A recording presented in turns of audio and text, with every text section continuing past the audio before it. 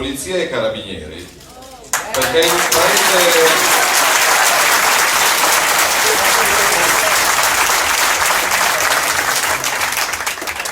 Perché questa non è democrazia, perché questa non è una città civile. Dov'è il sindaco? È normale che per esporre delle idee occorrano decine di furgoni di polizia e carabinieri a Finanza per tenere a bada 50 disadattati figli di papà che non sanno cosa fare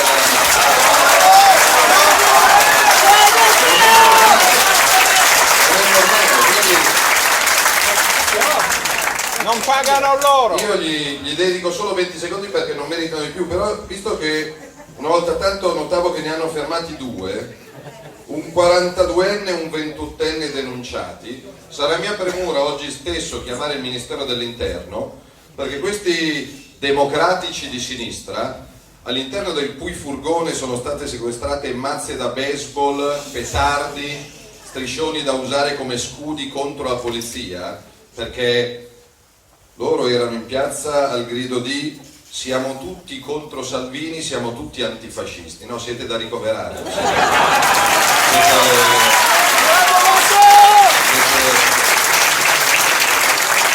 Siamo tutti antifascisti! Siamo tutti antifascisti! Siamo tutti antifascisti!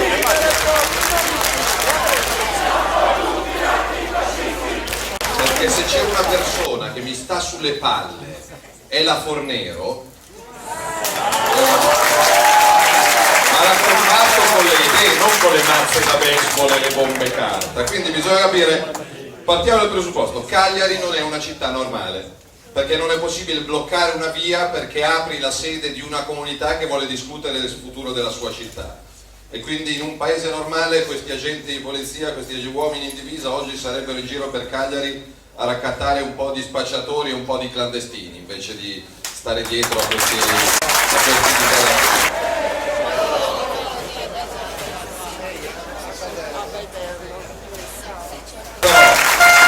Devo dire che la prossima volta, questo è il mio impegno, la prossima mia venuta a Cagliari, al di là delle scelte che verranno fatte a livello locale sulle amministrative, io non sono qua per le amministrative, sono qua per cominciare un percorso.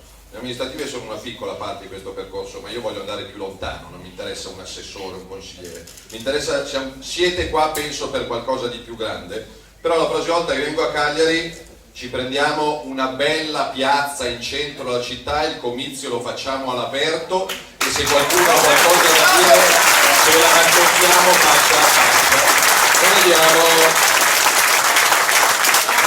vediamo chi è più democratico, magari invitando anche quei professoroni o quei presidi che dicono non potete volantinare fuori dal mio liceo perché è di sinistra, a parte il fatto che il liceo è dei cittadini che lo pagano, non è di sinistra, e poi magari sono quelli che si sono dimenticati che ieri era la giornata del ricordo dei martiri delle foibe, perché ci sono morti di serie A, però della buona scuola parleremo un'altra volta.